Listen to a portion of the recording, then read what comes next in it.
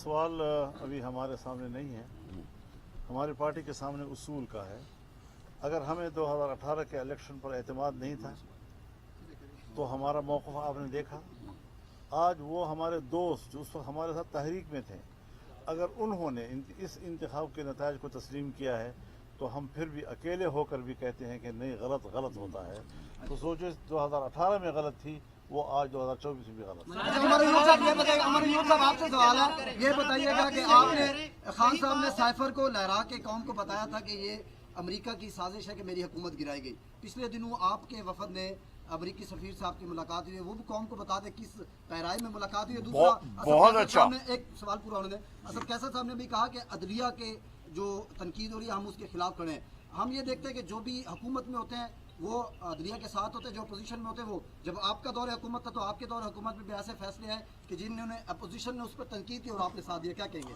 सबसे पहली बात, ये बड़ा अच्छा सवाल है, मुझे खुशी आपने पूछा। सबसे पहले साइफर के हवाले से, वो इस वक्त इस्लामाबाद हाई कोर्ट के 2 जस्टिस साहिबान उसको सुन रहे हैं, और जो रोज़ाना के मतलब हवाले से वहाँ पे जो रिमार्क्स और चीज़ें आ रही हैं, तो हुकूमत जो है इस वक्त वो खुद अपनी वहाँ पे कब्र खोदने में बड़ी तेज़ लगी हुई है, और साइफर का केस जो है वो इंशाअल्लाह ताला खुद ब खुद दफन हो जाएगा। दफन हो चुका है, सिर्फ उसका डिसीजन बाकी है। वहाँ पे उस केस में कुछ है ही नहीं, और वो एक बोगस केस है, नंबर 1।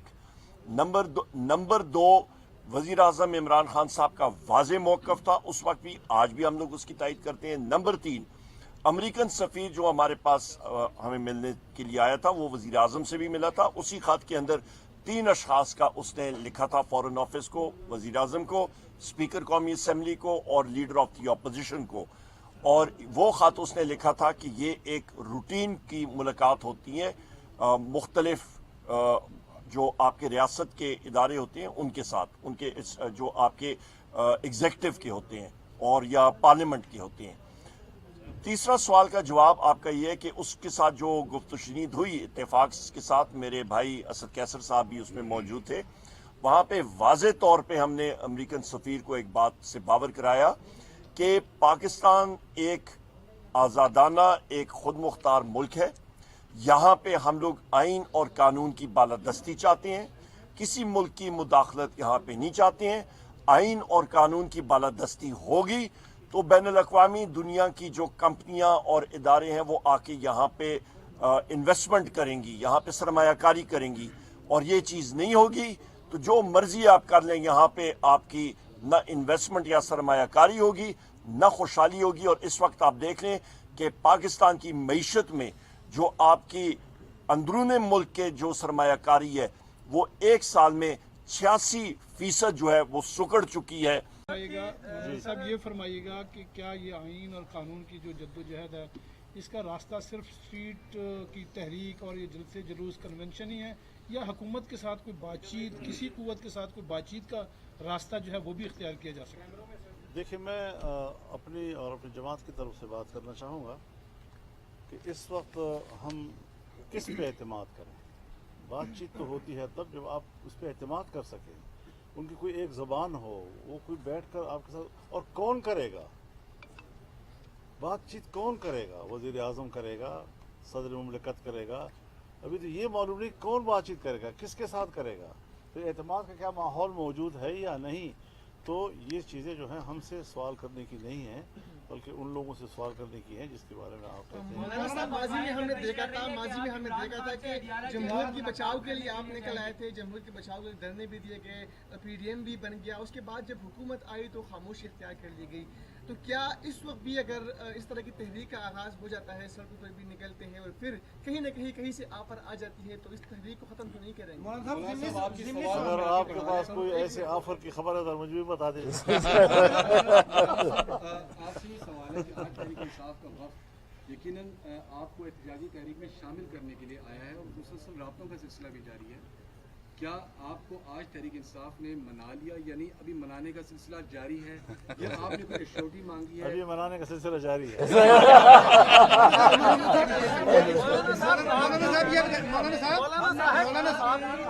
यार एक मिनट, मांगी गई है कोई बातचीत आगे रास्ते बढ़ाने के लिए, श्योरिटी मांगी गई है? ظاہر ہے جی جب تک آپ سنجیدہ امور پر یا متنازع امور پر کوئی بات طے کرنا چاہتے ہیں تو ایک ماحول تو بنانا پڑتا ہے، تو اس کو آپ اسی کا حصہ ایک منٹ میں ایک پوائنٹ میں صرف ایک بات کرنا چاہتا ہوں جی. مولانا صاحب بھی بیٹھے ہیں اور کھڑے ہیں، تو اس سے فائدہ دو چیزیں جو ہے نا ہم یہاں سپورٹ کرنے آئے ہیں کہ جو عدلیہ کے خلاف کمپین چلا ہے اور جس طرح آج سینٹ میں ڈسکشن ہوئی ہم اس کی مذمت کرتے ہیں. عدلیہ کے اوپر یہ حملہ ہے اور ہم سمجھتے ہیں کہ سپریم کورٹ کی جو پروسیڈنگ ہو رہی ہے اس کو جو ہے نا کل کرنے کے لیے، اس کو دباؤ کے سبوتاژ کرنے کے لیے سب کچھ ہو رہا ہے. ہم مذمت بھی کرتے ہیں اور ہم سب جو ہے نا اپنے ججز کے ساتھ ہیں اور ہمیں امید رکھتے ہیں کہ وہ میرٹ کے مطابق فیصلہ کریں گے. اور دوسرا عدلیہ کی جو بات ہے، عدلیہ جی میں یہ گزارش کر رہا ہوں کہ کیا یہ توقع کی جا سکتی ہے کہ آپ عمران خان سے ملاقات کے لیے اڈیالہ جائیں گے؟ آپ کو کسی نے ایجنڈا ہاتھ میں دیا ہوا ہے تو مجھے بتا دو یار. مولانا صاحب یہ بتائیے گا کہ جب تحریک انصاف حکومت میں تھی تو اپوزیشن کی جو جماعتیں تھیں وہ آپ کی چھتری کے نیچے تھیں. آج وہ جماعتیں جو ہیں حکومت میں ہیں اور تحریک انصاف آپ کی چھتری کے نیچے آنا چاہ رہی ہے، تو آپ اپوزیشن میں آ کے یاد آتے ہیں ان کو؟ یہ سوال ابھی ہمارے سامنے نہیں ہے. ہماری پارٹی کے سامنے اصول کا ہے.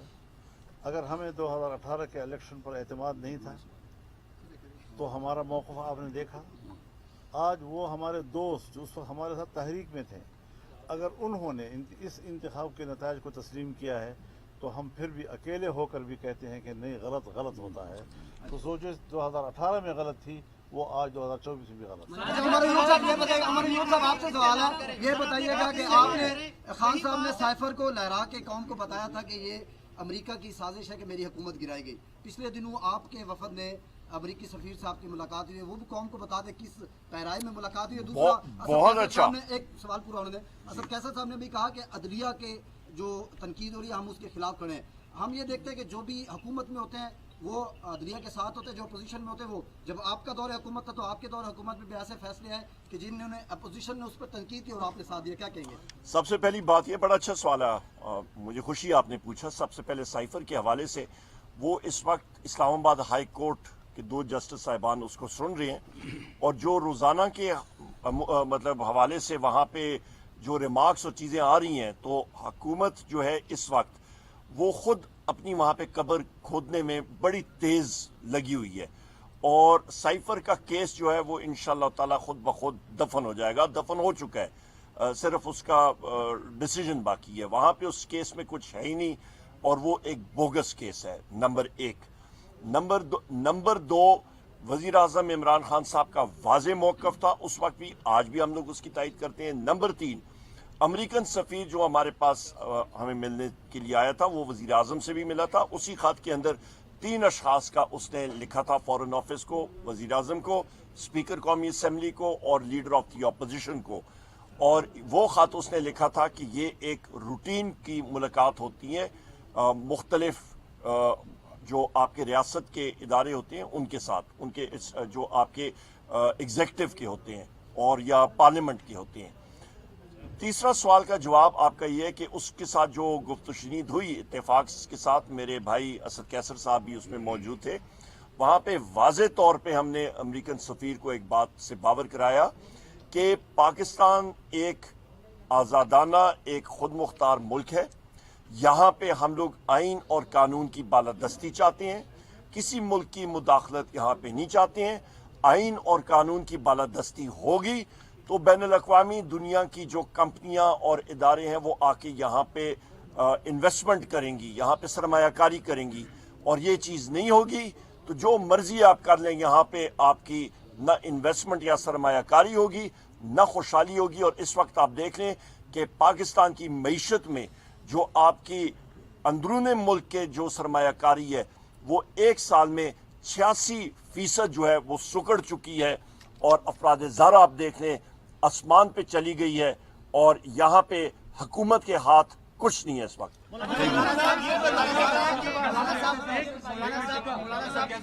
سب کا فاٹا میں صرف 7 ٹارگٹ کلنگ کے واقعات ہوئے ہیں. اس کے علاوہ اسلام آباد میں بھی شیم میل نے جس طرح کے پچائی کا ترجمان پر حملہ کیا ہے.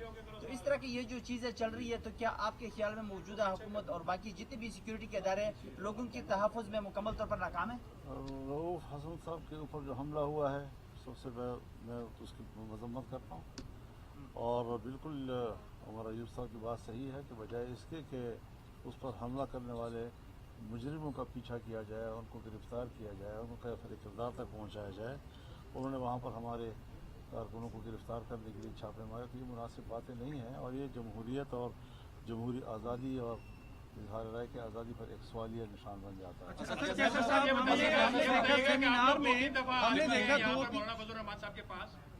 اب آپ دونوں جو جماعتیں ہیں ان کے درمیان حل طلب معاملات کیا ہیں؟ جو آپ لوگوں کا ماضی ہے وہ ساری دنیا جانتی ہے، تو اب یہ بتائیں کہ کیا کوئی چانس ہے کہ آپ دونوں مل کے کسی جدوجہد کی طرف اکٹھے جائیں گے؟ وہ میں آپ کو اکیلے میں بتا دوں ایک چیز میں آپ کو آخری میں بتا دیتا ہوں، یہاں پہ ہماری پشتو ایک ہے۔ بسم اللہ الرحمن الرحیم۔ سب سے پہلے تو میں مولانا فضل الرحمان صاحب کا بہت شکریہ ادا کرتا ہوں کہ بہت محبت سے، بہت کھلے دل سے انہوں نے ہمیں ویلکم کیا، اور ہمارے جو ایشوز ہیں، جو ہمارے مشترکات ہیں، اس پہ ہماری ڈسکشن رہی۔ خاص کر جو اس وقت ملک میں جو ہے نا آئین معطل ہے، اور اس وقت ایک بنانا ریپبلک یہ ملک بنتا جا رہا ہے، اور جو اس وقت آزادی رائے پہ جو قدریں لگ رہی ہے، اور جو قانون پاس ہو رہے ہیں، اور جو اسمبلی میں بھی صحافیوں پر پابندی لگائی گئی ہے، سارا ڈسکشن ہماری ہوئے ہیں۔ اور خاص کر جو پنجاب میں گندم کرائسز ہیں، جو بہت بڑے ہمارے کسان پریشان ہیں، اور پاٹا میں جو نئی ٹیکس کے نفاذ کی بات ہو رہی ہے، اور ویسے بھی وہاں وار زون ہے، وہاں کوئی مطلب ممکن نہیں ہے کہ اکانومی ویسی بھی وہاں بیٹھ گئی ہے، تو اس سارے ڈسکشن پہ ہمارے مشترکات ہیں، اور انشاءاللہ اس پہ ہم مشترکہ جدوجہد کریں گے۔ باقی جو ہے نا اپنی پارٹیوں کو مزید بھی جو ہے نا آن بورڈ دیا جائے گا۔ کل خان صاحب سے بھی انشاءاللہ تعالیٰ عمر ایوب صاحب جائیں گے، میٹنگ کریں گے، مولانا صاحب بھی اپنے شورا میں جو ہے نا چیزوں کو، لیکن ایک بات کلیئر ہے کہ آئین اور قانون کی بالادستی کے لیے ہم تمام طبقوں کو ایک ہونا پڑے گا۔ اس وقت اس ملک میں کوئی راستہ اور نہیں ہے، ملک اس طرح نہیں چلائے جا سکتے جہاں ملک میں آپ کسی قانون میں خاطر میں نہیں لاتے، یعنی جو روپ حسن صاحب کے ساتھ ہوا ہے، کیا ایک اس ملک میں ہو سکتا ہے جہاں قانون ہو، جہاں قانون کی حکمرانی ہو؟ یہ تو کلیئر میسج دیتے ہیں کہ اس ملک میں طاقت کا قانون ہے، جنگل کا قانون ہے، تو اس کو ہم مذمت کرتے ہیں، اور انشاءاللہ تعالیٰ مولانا صاحب کو تو اللہ تعالیٰ نے بڑی ایک ہمت دی ہے، طاقت دی ہے، اور ہماری خواہش ہے کہ اس طاقت اور اس ہمت کو ہم اس ملک کے لیے، قوم کے لیے استعمال کریں، اور یہ جو اس وقت جنگ جاری ہے یہ صرف کسی حکومت کو گرانے، کسی کو لانے کی نہیں ہے، بلکہ قانون کی عملداری قائم کرنے کے لیے ہے۔ تو انشاءاللہ تعالیٰ ہم امید رکھتے ہیں کہ اس جدوجہد میں ہم آگے بڑھیں گے، اس ملک کو اس کرائسس سے نکالیں گے۔ ملک تب آگے بڑھے گا جب ملک میں قانون اور آئین کی حکمرانی ہوگی، تب اکانومی اسٹیبل ہوگی۔ جب تک ملک میں آئین اور قانون کی حکمرانی نہیں ہوتی تو کوئی تصور نہیں کر سکتا کہ یہاں اکانومی بوسٹ ہو جائے گی۔